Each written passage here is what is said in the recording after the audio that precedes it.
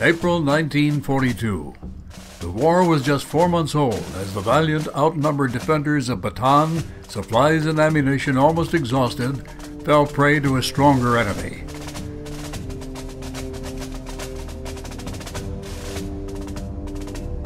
The captured Americans began an 85-mile walk through the steaming Philippine jungle.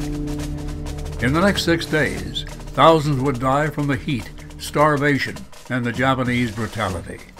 The Bataan Death March would also live in infamy. On Fortress Corregidor, deep inside Melissa Tunnel, the pitiful remnants of Douglas MacArthur's army awaited the inevitable. They came piling ashore in overwhelming numbers. The Americans, too weak to resist but too proud to surrender, fought on until May 6th. When the flag came down, the victors rejoiced, and a weary General Jonathan Wainwright bravely faced his captors across a surrender table.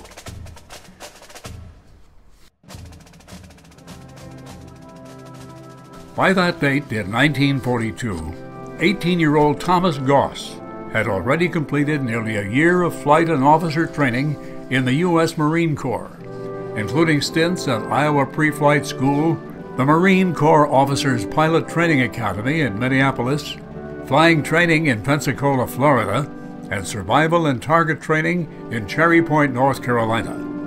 2 more years of intense fighter pilot and combat conditioning training stateside led to Tom's eventual deployment to the South Pacific as a Marine Corps dive bomber. In early 1944, the Joint Chiefs of Staff ordered General Douglas MacArthur's Southwest Pacific Forces to plan for the invasion of the Philippine island of Mindanao. A simultaneous assault on the southern Mariana Islands was assigned to the capable Fleet Admiral Commander Chester W. Nimitz. For the sake of planning, the Joint Chiefs of Staff assigned Luzon Island as MacArthur's ultimate goal, and the island of Formosa as Nimitz's final goal. Target date, February 15, 1945. Though Formosa would surely fall, the prevailing thought amongst the Joint Chiefs of Staff was that the recapture of the Philippines' Luzon Island, including the prized capital city of Manila, might not be necessary. MacArthur was outraged. He fervently reminded them of America's moral commitment to the Philippine people and the thousands of American prisoners of war. MacArthur's strenuous objections reverberated across America, even to the Oval Office. On July 27, 1944, a covert emergency meeting between MacArthur, Admiral Nimitz, and President Roosevelt was hastily arranged in Honolulu, Hawaii. President Roosevelt, upon being greeted by MacArthur on the deck of the USS Baltimore, reportedly inquired, "Douglas, where do we go from here?" MacArthur's reply, "Leyte, Mr. President, and then Luzon." At the end of 2 days of surprisingly cordial negotiations and planning, President Roosevelt gave the order to recapture the Philippines.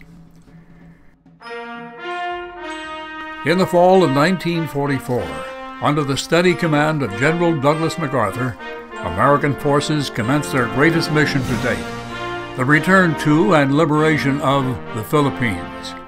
In late 1944, Allied men and ships of the Pacific Fleet converge on the Philippines. Through Leyte, through Surigao Strait, they come sailing westward into the Mindanao Sea, and then across the Sulu Sea through Mindoro Strait, and north into the South China Sea, up along the west coast of Luzon, and then to Lingayen Gulf, critically positioned for their assault on the prized target of the campaign, Manila. The U.S. Marine Corps, in an unprecedented pact of cooperation with the U.S. Army, begins its assault on the crown jewel island of the Philippines. For the first time, Marine planes furnish true close support for Army troops. The new partnership soon proves to be an invincible coupling of U.S. military forces. Victory over the Japanese is now in sight. February 9, 1945. The first group of Marine bomber planes, 9 in total, commenced their assault on Fortress Corregidor. Amongst the group is a young, eager SBD pilot with only one combat mission flown the day before under his belt. Tim Goss, along with his rookie gunner, departs in the early morning hours from the Mangaldan Aerodrome under partly cloudy skies. After an hour in the air, their target is in sight. With pinpoint accuracy, the Marine airmen unleash an impressive strike on the enemy stronghold on Fortress Corregidor. 3.5 harrowing hours later, the young Marines return safely to their airbase for interrogation procedure and the next mission assignment. Over the course of the next 8 days, the talented duo of Tim Goss and Gunner Matson record 20 hours of airstrike flight time, including an impressive record of 7 direct hits on critical enemy targets on Luzon Island. By month's end, the island of Luzon is effectively softened up for an outright Army and Marine ground troop assault. After the liberation of Manila and the recapture of the island of Luzon, General Mitchell reassigned a sizable contingent of his Philippine forces to the liberation of the southern Philippines, specifically the island of Mindanao and the Sulu archipelago. In April 1945, peremptory Marine aircraft strikes on the island of Sulu served to soften subsequent enemy resistance. Goss and Gunner Matson flew 10 strike missions that month, targeting vital enemy garrisons on the Jolo and Mindanao Islands of the Philippines. In May of 1945, MacArthur's assault on the southern Philippines officially commenced. From May 1, 1945 to July 17, 1945, Tom's Marine air groups flew a total of 221 missions, consisting of 1,217 sorties in support of the U.S. Army 31st Infantry Division's massive ground assault. In the month of May alone, Tom and his gunner flew an incredible 14 strike missions, sometimes 2 in one day, on enemy target positions in Mindanao.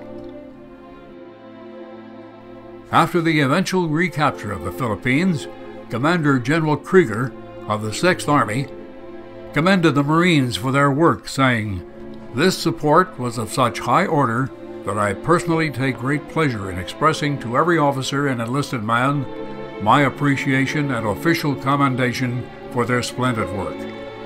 The group exemplified outstanding leadership, initiative, aggressiveness, and high courage in keeping with the finest traditions of the Marine Corps.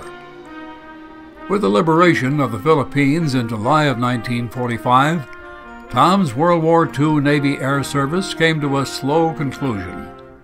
Having completed 31 successful strike missions and logging more than 50 sorties and 125 hours of combat flying time, Tom began a slow journey back home to Milwaukee. Upon his return, with a host of eventual military commendations to ensue, Tom soon enrolled again at Marquette University's School of Engineering. It was there where he would eventually meet our 2 other World War II heroes and friends, Bernie Flatley and Ed DePreter.